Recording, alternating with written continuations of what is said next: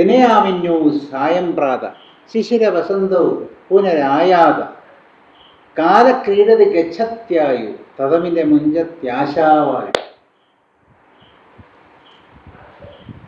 ദിനയാവിന്യു സായം പ്രാത, ദിവസം തോറും സകല ദിവസങ്ങളിലും പകലും രാത്രിയും സായാഹ്നവും ശിശിര വസന്തവും പുനരായാതെ ശിശിരവും വസന്തവും ഒക്കെ മാറി മാറി മാറി മാറി വന്നുകൊണ്ടിരിക്കുകയാണ്. ഇതെല്ലാം മാറിക്കൊണ്ടിരിക്കുകയാണ്.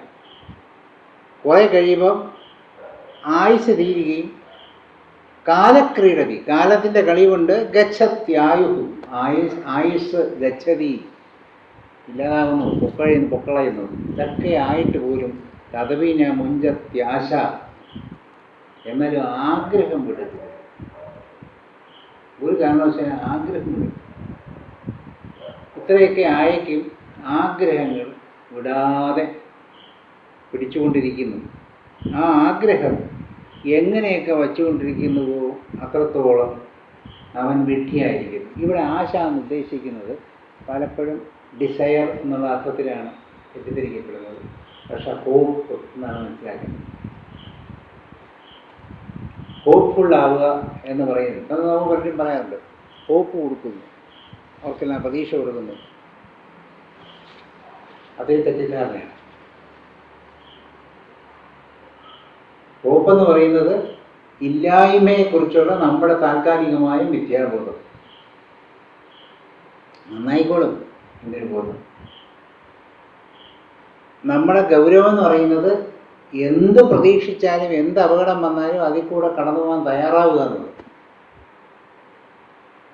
ഭഗവാൻ പറയും ലവ് മൈ അൺസർട്ടനിറ്റി എന്ന് പറയാറുണ്ട്. ഒരിക്കലും പറയുന്ന പോലെ ആയിരിക്കണം എന്നില്ല പ്രവർത്തിക്കുന്നത്, വിചാരിക്കുന്ന പോലെയല്ല നടക്കണം എന്നുള്ളത്. അപ്പം അതൊന്നും സമ്മതിക്കാതെ ചിലപ്പോൾ തകിടം മറിച്ചു കൊണ്ടുപോകും. പക്ഷെ അവിടെയൊന്നും കുലുങ്ങാതിരിക്കുക എന്നുള്ളത്. അപ്പം അങ്ങനെ അല്ലാതെ ഒരു ഹോപ്പും വെച്ചുകൊണ്ട് അതിൻ്റെ പേരിൽ നമ്മൾ കടിച്ചു തൂങ്ങിക്കൊണ്ടിരിക്കുകയും ആ ഹോപ്പ് നഷ്ടപ്പെടുന്നതോടുകൂടി പൂർണ്ണമായ പതനത്തിലേക്ക് എത്തുകയും ചെയ്യുന്നതാണ് മനുഷ്യനെ നമ്മൾ കാണാറുള്ളത്. അവിടെയാണ് തതപിന്നെ മുഞ്ചത്യാശ എന്ന്, മുഞ്ചതീന ആശ എന്ന് ശങ്കരാചാര്യ പറയുന്നത്. പ്രത്യാശ എന്നാണ് ഇതിനെ വിളിക്കുന്നത് മലയാളത്തിൽ നമ്മൾ. അപ്പോൾ ആശ എന്ന് അവിടെ ഉദ്ദേശിച്ചിരിക്കുന്ന ഹോപ്പിനെയാണ്, ഡിസയറിനെയാണ്.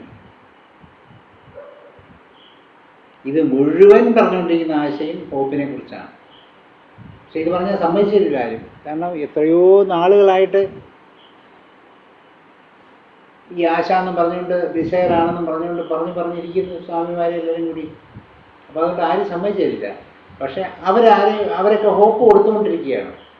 അവരുടെ പ്രധാന വിൽപ്പന എന്താണ്? ഹോപ്പാണ്. ദുഃഖമായിരിക്കുന്നവന് ഹോപ്പ് കൊടുക്കുക. എല്ലാം ശരിയാവും. നമ്മളിപ്പോൾ കണ്ടുകൊണ്ടിരിക്കുകയാണ് എല്ലാം ശരിയാകുന്നു. അതുപോലെ എല്ലാം ശരിയാവും, എല്ലാം ശരിയാവുമെന്ന് പറഞ്ഞാൽ നമ്മളെയും പറ്റിച്ചു, എല്ലാവരെയും പറ്റിച്ചു, അവർ സ്വയവും പറ്റിച്ചു, എല്ലാവരെയും പറ്റിച്ചു, ആകെ മൊത്തം പറ്റിപ്പായിട്ട് നിൽക്കുകയാണ് എന്ന് പറഞ്ഞതുപോലെ ഇതൊരു ഹോപ്പ് കൊടുക്കുക എന്നുള്ളതാണ്. ആ ഫാൾസ് ഹോപ്പ് എന്ന് നമ്മളിതിനെ വിളിക്കും സാധാരണ ഇംഗ്ലീഷിൽ. തെറ്റായ ഒരു പ്രത്യാശ കൊടുക്കുക. പ്രത്യാശ എപ്പോഴും അസംഭവ്യമായിരിക്കുന്നത് നമ്മൾ സങ്കല്പം കൊണ്ടുപോയി പറയാറുണ്ട്.